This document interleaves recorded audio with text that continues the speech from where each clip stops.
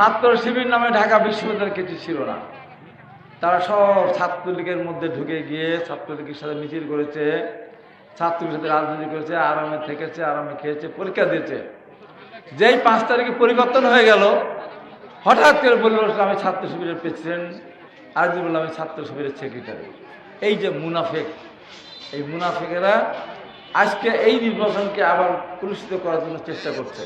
যেই 5 তারিখে পরিবর্তন হয়ে গেল, হঠাৎ করে বলে বসলো আমি ছাত্র শিবিরের প্রেসিডেন্ট, আর যে বললাম আমি ছাত্র শিবিরের সেক্রেটারি। এই যে মুনাফেক, এই মুনাফেকেরা আজকে এই নির্বাচনকে আবার কলুষিত করার জন্য চেষ্টা করছে। আমার বিশ্বাস, দৃঢ় বিশ্বাস, আর মাত্র ভোটে 4 ঘন্টা 3.5 ঘন্টা বাকি আছে। আমি মনে করি ঢাকা বিশ্ববিদ্যালয়ের মেধাবী ছাত্রছাত্রীরা কি বলে বেড়াচ্ছে যে একমাত্র দাঁড়িপাল্লায় ভোট দিলে বেস্টে যাওয়া যাবে, তাহলে নামাজ কালাম করার দরকার নাই। এই যে তারা যে কথাগুলো বলছে, আমাদের বিরুদ্ধে কথা বলছে, সবশেষে আমি আর দীর্ঘায়িত করব না।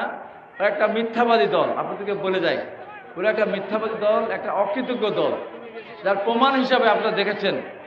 আমি কিন্তু একটা দিনও কোথাও বলিনি যে জামাত ইসলামকে ভোট দিলে, দাঁড়িপাল্লায় ভোট দিলে হাত পা ভেঙে দেবো। আমি কিন্তু কোথাও বলিনি দাঁড়িপাল্লায় ভোট দিলে জিব্বা কেটে দেবো। আমি কোথাও বলিনি বিএনপিকে ভোট না দিলে কেন্দ্র থেকে কেউ সুস্থ হয়ে বাড়ি ফিরে যেতে পারবে না। একটা কথা কিন্তু আমি বলিনি। আমার নামে এই সমস্ত কথাগুলি তারা নিজেরাই আমার রাজগাড়িতে মসজিদে ওরা মসজিদে ঘোষণা দিয়ে আমাদের অফিস আক্রমণ করে গাড়িগুলো ভেঙে দিল, মিথ্যাচার করবে। সর্বশেষ যে মিথ্যা কথাটা সেটি হলো যে এই যে এখানে কে যেন বললেন যে আমি বাড়িতে শুয়ে আছি, দেখাচ্ছে আমি 7 বস্তা টাকা, সিন্ধুক ভর্তি গহনা, আরও কোটি কোটি টাকা নিয়ে আমি ধরা পড়েছি, আমাকে দাঁড় করে গেছে। আমাকে একজন এসে বললো হাই ভাই তাড়াতাড়ি ওঠেন, দেখছেন কি শুরু হয়েছে, কি হয়েছে এই যা দেখুন না, আপনি লাইভ হলেন কেন? যেটা আমি তো আমার লাইফে তার দরকার না। আমি পরে আমার একটা প্রোগ্রাম ছিল চরকুলিয়া, সেখানে আমি ঘোড়ার গাড়িতে করে আমি প্রোগ্রামে যাচ্ছি, আর দেখাচ্ছে মিথ্যাচার। এটা করেছে কারা? এটা জামাতের একজন আইডি থেকে এটা দিয়েছে। পরবর্তী সময় জামাতের বড় বড় নেতারা তারা শেয়ার করেছে। এই যে মিথ্যা কথা, একটা মানুষের বিরুদ্ধে মিথ্যা কথা বলা, মিথ্যাচার করা, এটা অপরাধ। এবং আল্লাহ পাক আপনি যত ভালো কাজই আপনি করেন না কেন, মিথ্যা কথা বললে আল্লাহ পাক তাকে কোনোদিনও বেহেশতে যেতে দিবে না, বা বেহেশতে যাওয়া তাদের পক্ষে কোনোভাবেই এটা সম্ভব না। তারা জেনে শুনে মিথ্যাচার করছে, আমাদের নেত্রী সম্বন্ধে বলতেছে, তারেক রহমান সম্বন্ধে বলছে, জিয়া রহমান সম্বন্ধে, আমার সম্বন্ধে বলে কোনো আপত্তি নাই। তা সারা পৃথিবীর জামাত আমার বিরুদ্ধে লেগেছে, আপনারা দেখছেন সারা পৃথিবীর জামাত আমার বিরুদ্ধে লেগেছে, কিন্তু লেগে কিছুই করতে পারে না। আমি আমার জায়গায় সঠিক আছে। সবশেষে আমি বলি যে সামনে নির্বাচন, আমি জেলা বিএনপির আহ্বায়ক, আমাকে আমার নেতা জনাব তারেক রহমান আমাকে ডেকে আমার সাথে আলোচনা করে পরামর্শ করে পাবনার 5টি আসনের মধ্যে 4টি আসনের কথা আমাকে বলে দিয়েছেন। তার মধ্যে পাবনা 5 অ্যাডভোকেট শামসুর রহমান শিমুল বিশ্বাস, পাবনা 4 আমি হাবিব, পাবনা 2 একেএম সেলিম হাবিব, পাবনা 3 হাসান জাফির তুহিন। দেখেন কথাটা কেন বলছে, আমার এই পাবনার ছেলেরা, পাবনা এখানে কিন্তু অনেক ক্যান্ডিডেট, স্বপন ছিল, বাবু ছিল, আর অনেকেই, আজ পর্যন্ত কিন্তু তারা ক্যান্ডিডেট হয়ে কিন্তু একটা মিছিল মিটিং করেনি। করছে মুটু ভাই? করেনি। হাসান জাফির তুহিন দীর্ঘদিন ধরে কিন্তু সুধানগরে নির্বাচন করার জন্য মানসিক প্রস্তুতি নিয়েছিলেন। সেখানে তার কোনো লোক কিন্তু তাকে সরিয়ে দেওয়ার পরেও প্রতিবাদ করেনি। আমাকে চেয়ারম্যান সাহেব বললেন, আমি তাকে বুঝিয়ে বললাম 70 কিলোমিটার দূরে সে কিন্তু চলে গেল দলের নীতি আদর্শ মেনে। সেখানে দেখা যাচ্ছে হাসান জাফির তুহিনের বিরুদ্ধে কয়েকজন লেগে পড়েছে। আবার আমার ওখানেও আছে। আমি শেষ করে দিচ্ছি, তাই আমি বলি যে যতই বলি না কেন, আগামী দিনে কেউ যদি ধানের শীষের বিরোধিতা করে, সে যত বড় নেতাই হোক না কেন, সে কিন্তু কর্মীদের কাছে কোনোভাবেই গ্রহণযোগ্যতা পাবেই না। সেই কর্মীরা তাদেরকে উপযুক্ত শিক্ষা দেবে বলে আমি মনে করি। কারণ এত কষ্টের পর একটা ভোট, এই ভোটের মধ্যে দিয়ে আমরা বাইরে থাকতে পারবো, ঘরে থাকতে পারবো, এতদিন আমরা থাকতে পারিনি। তাই আমি পাবনা জেলার এখনো 1 আসনের কথা বলেননি, আপাতত 4টি আসনের কথা বলেছেন। আমি মনে করি আগামী দিনে এই যে দাঁড়িপাল্লাদের যে হুঙ্কার এবং তাদের মিথ্যাচার, সব কিছুকে আপনার ভেঙে চুরে তছনছ করে দিয়ে তাদের মিথ্যাচারকে উপযুক্ত জবাব দিয়ে ইনশাআল্লাহ আগামী দিনে বিএনপি এবং ধানের শীষকে দেশে মানুষ ভোট দেবে।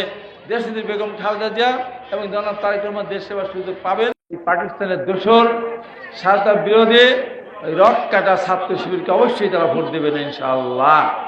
আমাদের প্যানেল অত্যন্ত যোগ্য প্যানেল, এখনও যারা এই বক্তব্যগুলি দু একদিন শুনলে তাদের কাছে আহ্বান থাকবে, স্বাধীনতার পক্ষে শক্তি শহীদ রাষ্ট্রপতি জিয়া রহমানের দল আগামী দিনে দলকে আধুনিক কৃষি নির্ভরশীল এবং শিল্পনির্ভর দেশ হিসাবে গড়ে তোলার জন্য বাংলাদেশ যার কোনো তুলনা নাই, যোগ্য একমাত্র ব্যক্তি জনাব তারেক রহমানের হাত শক্তিশালী হবে। ঢাকা বিশ্ববিদ্যালয়ের ছাত্রদল প্যানেল জিতলে আমাদের নেতা জনাব তারেক রহমান তো বলেছেন যে ছাত্রদের সমস্যা, হল সমস্যা, থাকা সমস্যা, ক্যান্টিন সমস্যা, গ্যাস সমস্যা, লেখাপড়া, এখন এই কথা বলেন কেন, বাংলাদেশে এখন ইংরেজি বাংলা শিক্ষা আছে, পাশাপাশি কেউ যদি অন্য শিক্ষা গ্রহণ করতে চান তাদের জন্য সাপ্লিমেন্টারি সাবজেক্ট থাকবে, তারা ওই ফোর্থ সাবজেক্টের মতো তারা পড়তে পারবে। তাদের বেকার সমস্যার সমাধান করে সব কিছু বলা হবে। সব কিছু মিলে ছাত্রদল একমাত্র প্যানেল যারা ঢাকা বিশ্ববিদ্যালয়ের ছাত্রছাত্রীদের আবাসিক সমস্যা থেকে শুরু করে ইনশাআল্লাহ সব কিছু সমাধান করতে পারবে। আজকে মহিলা দলের এই প্রতিষ্ঠা বার্ষিকীতে আমি বলি যে আমাদের নেতা দলের প্রতিষ্ঠাতা শহীদ রাষ্ট্রপতি জিয়া রহমান যখন উনি মন্ত্রণালয় সৃষ্টি করেছিলেন, তখন দেখেন অনেকগুলি মন্ত্রণালয় সৃষ্টি করেছিলেন, মুক্তিযোদ্ধা মন্ত্রণালয় সৃষ্টি করার কোনো সুযোগ হয় নাই, তার বৈদেশিক মন্ত্রণালয় তখন সৃষ্টি করার সুযোগ ছিল না, কারণ তখন তো মানুষ বিদেশে যাওয়া শুরুই করেনি। অথচ আমাদের নেতা শহীদ রাষ্ট্রপতি জিয়া রহমান শিশু ও মহিলা মন্ত্রণালয় সৃষ্টি করেছিলেন। ওনার দৃষ্টিটা কত প্রখর ছিল, এই দেশের মেয়েদের এবং শিশুদের কল্যাণের জন্য উনি মহিলা শিশু মন্ত্রণালয় সৃষ্টি করেছিলেন। উনি এদেশের যুবকদের উনি কর্মসংস্থান দেওয়ার জন্য উনি যুব মন্ত্রণালয় সৃষ্টি করেছিলেন। একদিকে শিশু মহিলা বিষয়ক মন্ত্রণালয়, আজকে এই দুটা যুবকেরা যাদের সঠিক মতো তারা যাদের কর্মসংস্থান পায়, তাদের ট্রেনিংয়ের মাধ্যমে নিজেরা পায়ে দাঁড়ানোর জন্য স্বাবলম্বী সেই সময় দেখেছি তাদেরকে লোন দেওয়া হতো। আর মা শিশু কল্যাণ সম্বন্ধে মন্ত্রণালয় সৃষ্টি করার মধ্য দিয়ে সমস্যা যেগুলি সেইগুলি সমাধানের চেষ্টা করেছেন। পরবর্তী সময় দেশের সার্বিক লক্ষ্যে উনি যেগুলো করেছেন তার ইতিহাস অনেক লম্বা। যেমন বাংলাদেশ আমাদের কথাগুলি বলতে হবে, জানতে হবে, কারণ এই যে সামনে ফেব্রুয়ারিতে নির্বাচন, এই নির্বাচনের সময় আপনারা তো অর্ধেকের বেশি, প্রায় অর্ধেক ধরেন, ভোটার অর্ধেক আপনারা তো বাড়ি বাড়ি যাবেন, মেয়েদেরকে বুঝাবেন, মাদেরকে বুঝাবেন।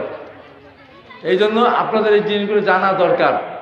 যখন আরেকটা গোষ্ঠী গিয়ে কোরআন শরীফ নিয়ে গিয়ে আপনাদেরকে বলবে যে বেহেশতের একটা টিকিট রাখেন, তখন মুখের উপরে জবাবগুলো দিতে হবে যে বেহেশতের টিকিট দিতে আসছেন তো বেহেশতে মারা যাওয়ার পর এখন কি দিয়েছেন, কি অতীতে দিয়েছেন, কি দিবেন সেটা আপনারা বলেন।